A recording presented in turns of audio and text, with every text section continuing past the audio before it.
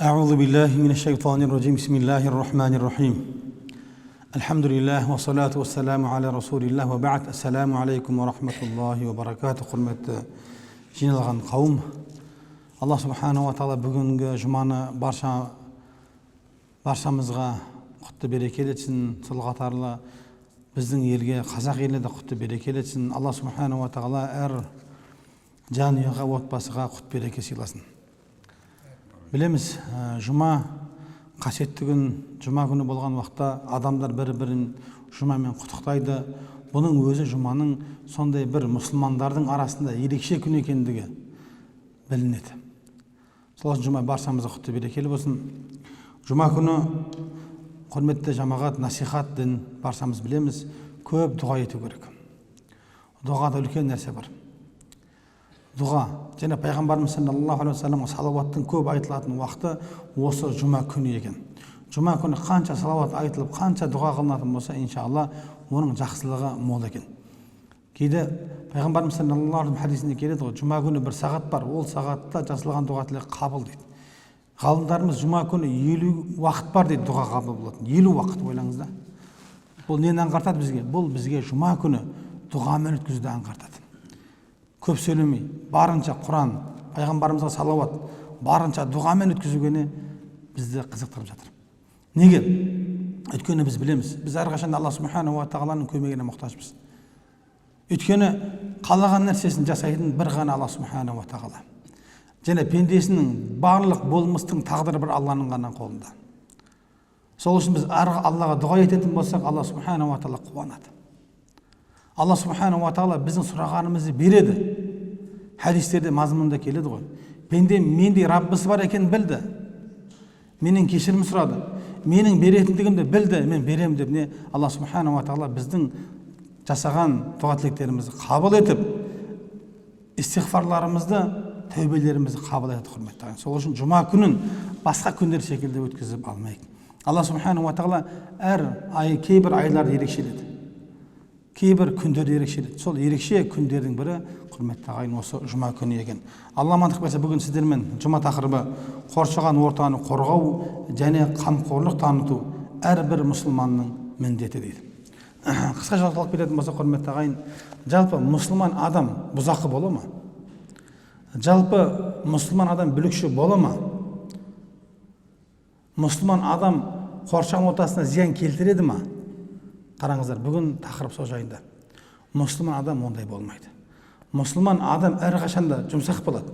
Мұсылман адам әрқашанда өзіні қоршаған ортаға пайда келтіреді. Мұсылман адам табиғатты да аялайды. Бұл пайғамбарымыздың сүннатында, Құран-ы Кәрімдерде айқын көрсетілген. Алла субханаху ва тағала Құран-ы қараңыз. Құран-ы Кәрімде бізге былай дейді: Аузу биллахи минаш шайтанир ражим. وَلَا تُفْسِدُوا فِي الْأَرْضِ بَعْدَ إِصْلَاحِهَا. Жер бетінде тыныштық орнағаннан кейін жер бетінде бұзақылық жасамаңыздар дейді. Қараңыз. Жерде тыныштық болса, жер бетінде амандық болса, онда ол жерде не бүлік жасамаңыздар дейді. Алла субханаху ва тағала бізге бұйырып жатыр. Өйткені діннің мақсаты, Алла субханаху ва тағаланың мақсаты не? Адамдарға осы аяттан бұйырған. Бұл тыныштық екен. Бұл амандық, бұл бейбітшілік. Пайғамбарымыз саллаллаху алейхи ва саллам жайында Алла субханаху ва тағала Құран-ы Кәрімде бізге былай дейді: "Ва иннака ла'ала хулуқин азим." Сен ұлы мінез ақлақ иесісің дейді. Және бір аятта: "Фабима рахматин миналлахи линта лахум." Алла субханаху ва тағаланың мейірімі себепті сен жұмсақ болдың. Егер сен қатыгез болғаныңда, сені қоршағандар не қылатын? Сенен безіп кететін еді дейді. Қараңыздар. Сен қопал болғаныңда, сен дөрекі болғаныңда, сенің айынан сенен қашып кететін еді дейді. Қарап тұрсақ, пайғамбарымыз не өте көркем, өте жұмсақ мінез иесі болған екен да. Дін міне пайғамбарымыздан алынады. Дін пайғамбарымыз саллаллаху алейхи ва салламның сөзі, ісі, әрекеті пайғамбарымыздың не болмысы, құрметті ағайын. Сол үшін дін қаттылықты қаламайды. Алла субханаху ва тағала қараңызшы, бізге жер бетінде тыныштық орнағаннан кейін бұзақылық жасамаңдар, қай түрі болса да. Сол үшін мұсылман адам не қылады? Жамандыққа бармайды. Құран Кәрімде келеді: "Әл-фитнату ашадду минал қатл" дейді. Фитна, бүлік адам өлдіргеннен де ауыр күнә дейді. Біз білеміз, адам өлдіру өте ауыр нәрсе. Кейде адамдар ойлайды ғой, мысалы үшін біреудің қанын төге салып, кей адамдарға оңай болуы мүмкін. Бірақ біз ойлайық та, мына өмірде қан төгу сізге оңай шығар, бірақ ақыретте оған жауап бере алмайсыз. Адам мына өмірде жасаған әрбір күнәсі үшін тәубе етсе қабыл етіледі. Алла Тағала тәубелерді қабыл етуші, бірақ адамның хақысы кешірілмейді екен да. Адамның хақысы кешірілмейді. Ертең қиямет күні ана адам сізді кешірмейтін болса, Алла сізді кешірмейді. Өйткені білеміз, хадистерде келеді, мүйізі бар қошқар, мүйізі жоқ қошқар түзетін болса, қияметте соның хақысын алып береді. Алла субхана ва тағала әділ да. Сол үшін бұл адамның қаны, адамның жаны өте қымбат нәрсе. Қияметте не қылады екен? Қияметте ана адам кешпейтін болса, мына өмірде мүмкін ақша бересің, туысқандарына бересің, құтылатын шығарсың. Бірақ ғалымдарымыз айтады, ақыреттегісінен құтыла алмайсың дейді. Неге сен оның жанына қиянат жасайсың? Кім саған рұқсат берді? Алла субхана ва тағала аманат қылып берген нәрсен деп айтады. Сол үшін дінде ешқашанда фитна, бүлік, бұзақылық, қатыгездікені дін құптамайды екен. Сол үшін әрқашан адам не қарапайым болу керек, қоршаған ортаға әрқашанда пайда келтіру керек, және де адамдармен мәміле қылған уақытта өте қарапайым болу керек. Пайғамбарымыз саллаллаху алейхи ва саллям хадисінде келеді ғой, бір-біріңізді жақсы көрмей толық иманды бола алмайсыздар дейді. Мен сіздерге бір нәрсе айтайын ба дейді, көрсетейін ба? Егер сіздер оны жасайтын болсаңыздар, бір-біріңізді жақсы көресіздер дейді. Сонда айтады да, бір-біріңе сыйлық беріңіздер дейді. Қарапайым мәселе, бір-біріңізді жақсы көресіздер дейді. Сыйлық, оның үлкен кіші жоқ. Шын жүрекпен беретін болса, қандай көңілді болып қаласың. Кей адамдар болады, дүние жетеді, атақ, абырой жетеді, аз ғана бір сыйлық берсеңе мәз болып қалады. Сол үшін бұл сыйлық беруіне адамдардың бірін-бірінің арасында мейір махаббатты мықты қылатын нәрсе. Пайғамбарымыз саллаллаху алейхи ва саллям амандасыңдар дейді. Ассаламу алейкум ва рахматуллахи ва баракатух. Осы сауап жазылатын болса, қол ұстасып амандассаңыз не, сіздің күнәңіздің барлығы кешіріледі. Дін қандай? Жұмсақтық, бауырмашылдыққа, тыныштыққа, бейбітшілдікке, қоршаған ортаға жақсылық әкелуге дініміз шақырады екен. Бүгінгі мынау пайғамбарымыз саллаллаху алейхи ва саллям хадисінде келеді ғой. Өзара мейірімді болмайынша толық иманды бола алмайсыздар дейді. Сонда сахабалар, о Алланың елшісі, баршамыз мейірімді жанбыз деп айтты. Сонда пайғамбарымыз саллаллаху алейхи ва саллям, мен сендерге оны айтып тұрған жоқпын, бір-бірінің араларындағы махаббат айтып тұрған жоқпын дейді. Қараңызшы, сіздер бір-біріңізге мейірімді болмай толық иманды бола алмайсыздар деп айтты да. Сахабалар жауап берді, о Алланың елшісі, біз бір-бірімізді жақсы көреміз, біз бір-бірімізге мейірімдіміз деген кезде, мен сендер ойлап тұрған нәрсені меңзеп тұрған жоқпын дейді да. Менің айтқым келіп тұрған нәрсе, күллі жаратылысқа адам мейірбан болу керек, күллі жаратылысқа адам мейірін төгу керек деп не қылды пайғамбарымыз саллаллаху алейхи ва саллям айтты. Қараңызшы, адамға емес, мұсылман адам бүкіл нәрсеге мейірімді болу керек. Оның иманы толық болуын қалайды ма? Ода мейірімділік деген нәрсе жоғары тұру керек. Адам бұған өзін тәрбиелеу керек. Умар ибн Хаттаб, Алла разы болсын, бұл исламды қабылдамай тұрған уақытта өте қатыгез болған да. Өте қатыгез болған. Тіпті сахабаларды айтқанда, Хаттабтың әкесі аты Хаттаб, Хаттабтың естегі исламды қабылдаса да, мына баласы Омар қабылдамайды деген өте қатыгез адам болған ол кісі. Жауыз адам болған. Сөзін екі қылмайтын болған, қорқатын болған адамдар. Қараңыздар, бұл кісінің өзі исламды қабылдағаннан кейін не қылды? Өзінің қаттылығын жұмсақтыққа не қылды? Өзгертті. Өйткені дін жұмсақтықты қалайды. Дін кішіпейілдікті қалайды. Бірде Умар ибн Хаттаб радиаллаху анху бір минбарға шығады да айтады ғой, мен егерде бір қисық кетіп қалсам, немесе бір әділетсіздікке баратын болсам, маған ескертесіздер ғой, мен тұрлаңыздар деген уақытта бір кісі шығып жауап берді. Ей Омар, егер сен қисайсаң, мына қылыш сені тұрлайды деп айтты дейді.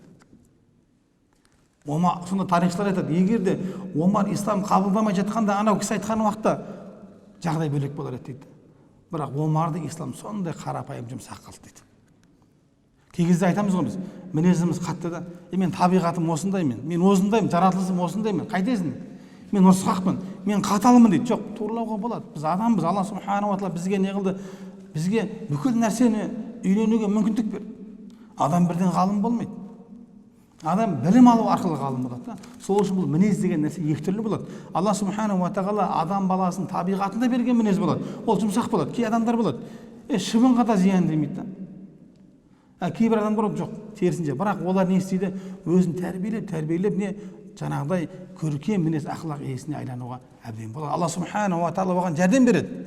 Құран-ы Кәрімде келеді ғой, Инналлах ла югайру ма би қаумин хатта югайру ма би анфусихим. Алла субханаху ва тағала ешбір қауымды өзгертпейді, егер ол қауым өзі өзгермесе дейді да. Егер адам өзін өзгертуге, жақсы жаққа, жұмсақтыққа, адамдарға, қоғамға пайда келтіруге әрекет жасайтын болса, Алла субханаху ва тағала оған береке беріп қояды, жәрдем беріп қояды. Сол үшін қараңызда, бізден әрекет болу керек, құрметті ағайын. Мына жерде біз енді әрине біз білеміз, шариғатта ең бірінші мейірімділік өз арамыздағы. Ата-анаға деген мейірім, бауырларға деген, ағайын туысқанға деген, қоршаған ортаға деген біздің мейірімділігіміз керек. Бұл талап етілетін нәрсе. Тіпті пайғамбарымыз саллаллаху алейхи ва саллям хадисінде келеді, сіз толық иман келтірген болмайсыз дейді. Толық иманда бола алмайсыз, өзіңіз жақсы көрген нәрсені өзге бір мұсылман бауырыңызға жақсы көрмейінше дейді. Қараңыз да. Қазақ айтады ғой, пышақты бірінші өзіңе сал, ауырмаса басқаға сал дейді. Бұл деген нәрсе адам баласына баршасына бізге мейірімді жұмсақ болуын қалаймыз ба? Біз де басқаларға да жұмсақ, көркем болуымыз керек. Ол адам, кейде адам мұсылман емес деп айырады ғой. Жоқ, адамзат па, адамзаттың бәріне жұмсақ болу керек. Бірде пайғамбарымыз саллаллаху алейхи ва саллям Айша анамыздың үйінде отырған кезде бір топ яһуд қауымы пайғамбарымызға өлім тіледі. Ассаламу алейк деді. Естіген Айша анамыз, Алла разы болсын, ашуланып кетті да, сендерге өлім, әссәм деген өлім деген нәрсе, сендерге өлім болсын, және сендерге Алланың лағнеті болсын деді. Сонда пайғамбарымыз саллаллаху алейхи ва саллям не қылды? Құптаған жоқ Айша анамызды. Ей Айша, не деп жатсың? Тоқта, асықпа деді. Айша анамыз, Алланың елшісі, қарамайсыз ба?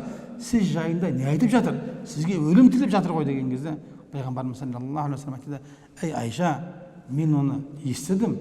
Мен де оларға соны тіледім ғой" дейді. Қарапайым жұмсақтықпен "Уа алейкум" деп айттым ғой мен дейді. Не тілесең саған да сол болсын дедім, жетеді сол дейді. Ей Айша, жұмсақтық қай нәрседе болса оны әдемі, сұлу етеді деп не қылды?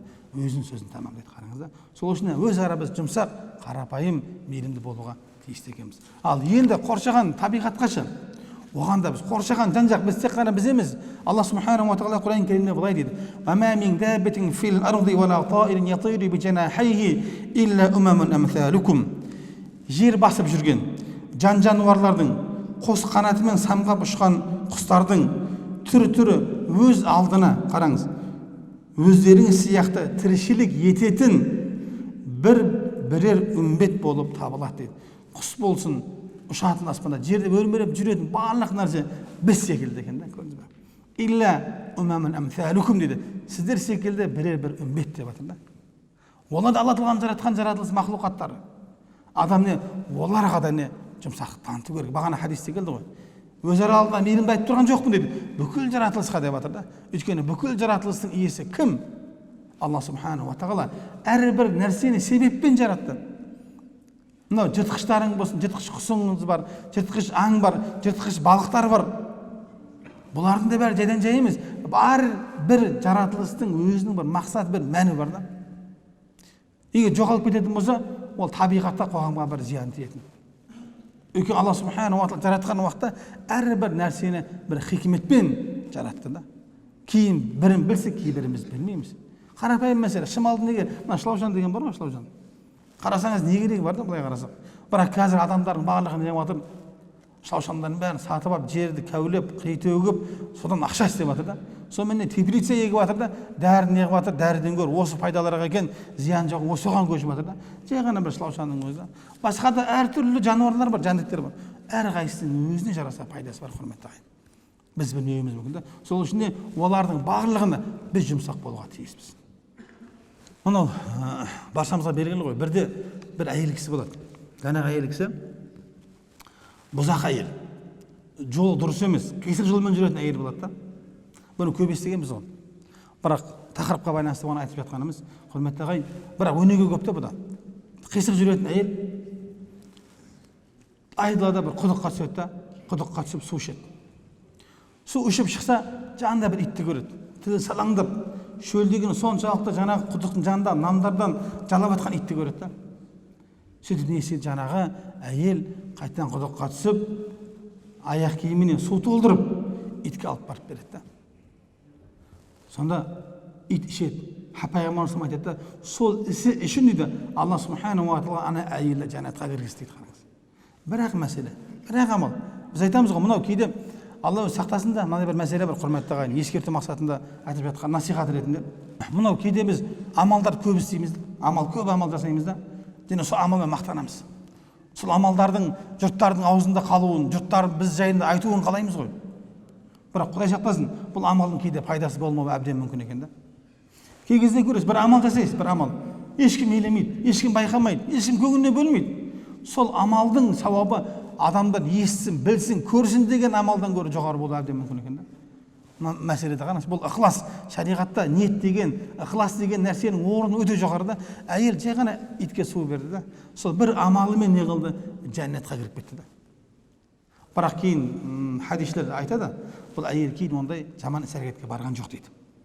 Бірақ айтқым келіп тұрған мәселе, жаңағы әйел бір ғана жұмысымен не қылды, Алла тағаланың разылығын тапты да, жәннатқа кіріп кетті. Сол үшін бір мәселе, біздің бір амалымыз Аллаға жарамды болса, бір амалымыз Алла субханаху ва тағала жақсы көретін болса, адамдарға істеген, жануарға істеген, қоғамға, табиғатқа істеген бір пайдамыз, қараңызшы, Алла тағала разы болатын болса, иншалла бізге жәннат, құрметті ағайын. Сол үшін адам баласына барынша жақсылық істеуден таянбау керек. Жақсылық жасау керек, жаны бар ма жасау керек. Бір итке жақсылық жасап не қылып жатыр, жәннатқа кіріп жатыр да. Пайғамбарымыз саллаллаху алейхи хадисінде келеді да, мына біздің күнделік бағатын малдарымыз бар ғой, сиыр, қой, ешкі, жылқы деген. Міне солардың суын жем берсек те біз сауап алады екенбіз да. Пайғамбарымыз саллаллаху алейхи айтқан уақытта, "О Алланың елшісі, біз өзіміздің күнделікті жаңағы мал шаруашылыққа су береміз, жем береміз, соған да сауап па?" дегенде, "Иә, оған да сауап" дейді да. Неге? Оны да Алла жаратты. Өйткені сіз су беріп жатсыз, оған жем беріп жатсыз, сіз оған не мейірімділік танытып жатырсыз да. Пайғамбарымыз саллаллаху алейхи хадисінде келеді, "Мен ла ярхам ла юрхам", кім мейірімді болмаса, оған мейірімділік етілмейді дейді. Алланың да бізге қияметте мейірімі болу үшін, құрметті ағайын, Алла тағаланың жаратқан жаратылысына біз мына өмірде мейірімді болуымыз керек. Сол үшін жұмсақ, қараңыз, бір әйел, бір мысықты қарасаңыз, көшеде көп, Құдай сақтасын, кейбір адамдар мышық көрсе, құтырады да таспен ұрып өлтіретін адамдар бар. Кейде байқаймыз, мышықты асып қойып өлтіретіндер бар, Құдай сақтасын да. Бұл жақсы нәрсе емес бұл. Иттерді қинап өлтіретіндер бар. Бұл дұрыс нәрсе емес. Бұған да адам не жақсы көзбен қарау керек. Пайғамбарымыз саллаллаху алейхи хадисінде келеді, бір әйел бір мысықты бір бөлмеге қамап қояды. Нәтижеде мысық не қылады? Сол жерде өледі ғой. Аштан өледі. Хадисте келеді, сол әйел сол бір мысықты қамап аштан өлтіргендігі үшін тозаққа кірді дейді. Егер де ол әйел оны қинамастан еркіне қойғанда, Алла субханаху ва тағаланың берген нығметтерін теріп жейтін еді ғой. Сол үшін не қылды? Ана әйел тозаққа кіріп кетті, қараңыздар. Сол үшін біз, құрметті ағайын, әрбір жасаған іс әрекетімізге қатты көңіл бөлейік. Біз не істеп жатырмыз? Мен көп айтатын нәрсем бар да. Көп жерде айтамын. Құрметті ағайын, біз не істеп жатырмыз қарай. Ертең біздің әрбір сөзіміздің, әрбір іс әрекетіміздің есебі болады. Мына қазір мемлекеттік қызмет болсын, қандай бір қызмет болсын, айлық есебі, апталық есебі, айлық есеп, жылдық есеп деген нәрсе болады. Қорытынды есеп деген нәрсе болады. Сол секілді біздің әрбір сөзіміздің, әрбір амалымыздың ертең есебі болады. Сонда сіз есепке тартылған уақытта жауап бере алатындай болуыңыз керек та. Жауап бере алатындай болуыңыз керек. Жауап бере алмайсыз ба? Онда сақтаныңыз. Өйткені біздің әрбір ісімізді жазатын, әрбір сөзімізді жазып отыратын құрметті періштелер бар, құрметті ағайын. Сол үшін әрқашанда жақсылық істеуге біз әрекет жасауымыз керек, құрметті ағайын. Кейінгі мәселе табиғат. Жануарлардың бәрі табиғат қой негізі. Табиғаттың көркем, мысалы үшін орман болсын, көк дала болсын, жазық дала, табиғат не оның? Шөп болған, шөп, ағаш болса, сонымен қой жануарлар ғой. Оның ішінде бұғын бар, елік бар, оның ішінде түрлі құстар бар, оның судың ішінде балық, барлығы, бұның барлығы бір-бірін әсемдеп, бір-бірін көркейтетін нәрселер. Табиғат біз аялауымыз керек.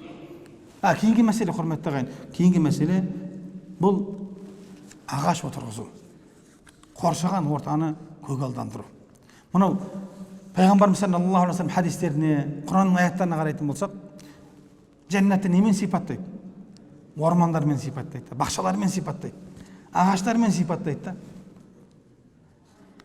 Қазақ айтады ғой, судың көркі тал деп айтады. Сулар, жанында ағаштар, қараңшы. Сол үшін бұл көгалдандыру деген нәрсе, бұл дінімізде бар нәрсе. Пайғамбарымыз саллаллаху алейхи айтады ғой, қиямет болып жатса дейді, қараңыз, қиямет болып жатса, қолыңызда бір тал көшет болатын болса, соны егіп кетіңіз дейді. Болды, бітті ғой деп айтпа дейді. Қолында тал бар ма, егіп кет дейді. Қазақ айтты әдемі сөз бар, әкеңнен мал қалғанша талы қалсын дейді. Бекер айтқан нәрсе емес та. Сен малды ішіп жеп құртуың мүмкін да. Бірақ анау егілген тал, одан әрбір жеген құс, әрбір құрт құмырсқа дейік па, не дейміз, құс дейміз ба, оның саясында, көлеңкесінде жануарлар, құстар, адамдар паналайтын болса, көлеңкелейтін болса, соның әрбірінің сауабы не қылады екен, садақа болып еккен адамға барып тұрады екен да. Бұл жерде қазақ халқының даналығын қараңызшы. Бала шағаға мал қалдырғанша, әрине мал қалдырма деп айтып тұрған жоқ бұл жерде. Тал егіп тал қалдыр деп жатыр. Өйткені ол талдың сауабы кете береді екен да. Өйткені ол сенің артыңнан бір азық болып барып тұратын үлкен бір нығметтердің бірі да. Сол үшін барынша не құрметті ағайын, осы тал егуге, көгалдандыруға біз барынша атсалысуымыз керек. Пайғамбарымыз саллаллаху алейхи хадисінде былай дейді: "Ма мин муслимин яғрису ғарсан ау язрау зар'ан фаякул минху тайрун ау инсанун ау бахиматун илля кана лаху бихи садақа" дейді. Бір мұсылман бір ағаш отырғызса, немесе бір нәрсе ексе, және одан бір құс, бір адам немесе жануар жесе, қараңыздар, ол адам үшін садақа болып есептеледі дейді. Егін егіңіз, кейде ойлаймыз ғой біз, егін егеміз. Мынандай бір мәселе айтқым келіп тұрған мәселе, кейде огород егеміз ғой біздің көбіміз, егін егеміз. Қияр егеміз, жаңағыдай помидор егеміз, жаңағыдай капуста егеміз, кейде болмай қалады, шыны керек, болмай қалады. Алланың қалауы ғой енді. Алла субхану ва тағала бізге маңдайға жазып қойған несібеміз бар, одан артығын таба алмаймыз біз. Кейде Алла тағала Құран Кәрімде келеді ғой, сол жемістердің де, егіндердің де азаюымен сіздерді сынаймыз дейді. Бұл сынақ өмір да. Бірақ білейікті, сол біздің еккен егіндерден, қараңыз, хадистің мағынасын қараңыз да, екке деген сол құрт, құмырсқа, жаңағыдай басқа да бір жәндіктер, құстар жеп кететін болса, міне сол да сауап екен да, құрметті. Әрине оны жаңағыдай мен сауап аламын деп егіп қойып құстарға жегізіп жатқан жоқ. Бірақ олар жеп кетеді ғой, несібесін жейді ол. Несібе болғанын жейді, ол сол несібесіне сіз не қыласыз, сауапқа қосылады екенсіз, құрметті ағайын. Садақа болады сізге ол. Сол үшін қазақ халқы артыңнан мал қалғанша тал қалсын деп бекер айтпаған, құрметті ағайын. Сол үшін барынша не осы көгалдандыруға қатты көңіл бөлейік. Біздің мынау ел жұртымызда Аллаға шүкір, Аллаға есеп шүкірлер болсын. Мынау жылда, көктемде көгалдандыру бізді не қылады, қолға алды. Барлық жерде, барлық өңірде барынша не ағаш отырғызуға, тал отырғызуға не қылады, әрекет жасайды. Әрине бұның бір нәрсесі табиғатты әдемілеу, әсемдеу, көркемдеу. Екінші мәселесі не екен? Екінші мәселесі әрбір егілген ағашқа соған еңбек еткен адамдар сауап алады, құрметті ағайын. Сол үшін табиғатты аялайық, құрметті ағайын. Оны сатуға болмайды. Бірде бір жігіт айтады, мен аялдамада тұрсам, пісте шағып тұрмын дейді. Аялдамада пісте шағып тұрсам, бір орыстың әйелі келді дейді. Қазақ бала айтып жатыр, орыстың әйелі келді. Ей балам деп айтты. Мынау біздің қала, әдемі, көрікті, сұлу қала. Сен бұны әдемі қыл, сен қайта пісте шағып бұны ластағанша әдемілемейсің ба? Ол айтқан уақытта, мына пісте шағып тұрған не дұрыс емес деп айтпады дейді. Мынау біздің әдемі қала, мынау біздің қала, мынау біздің сұлу қала ғой. Мына істеп тұрған нәрсеңде болмайды ғой деп айтты дейді. Одан кейін аялдамада пісте шаққан жоқпын дейді. Бірақ ауыз әңгіме.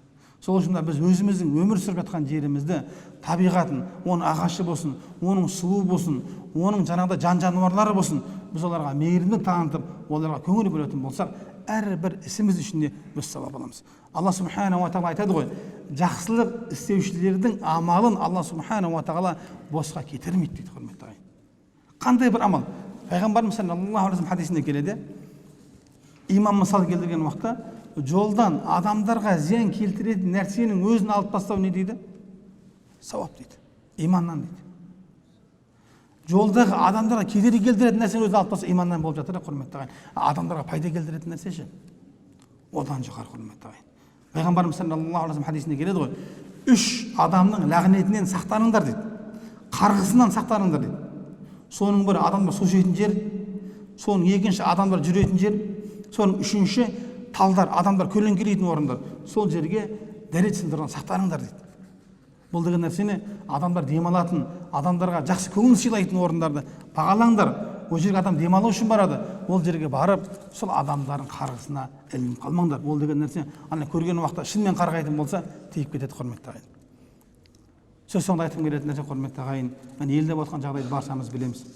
Алла субхана ва тағала елімізге амандық берсін. Алла субхана елімізге тыныштық берсін. Алла тағала жастарымызға ар намыс, ұят, иба берсін. Жастарымызды баршасын ерін, жерін, дінін сүйетін азаматшалардан қылсын иншалла. Тәуелсіздігімізді мәңгі баянда қылсын. Әрқашан аспанымыз ашық болсын. Алла тағалам жасаған дуа тілектерімізді қабыл етсін. Алла бізді естіген, білген нәрсесіне амал ететін ізгі салихалы қолдарын сабынан етсін. Уахиру дa'wana анил хамдулиллахи rabbil alamin. Аллаху акбар.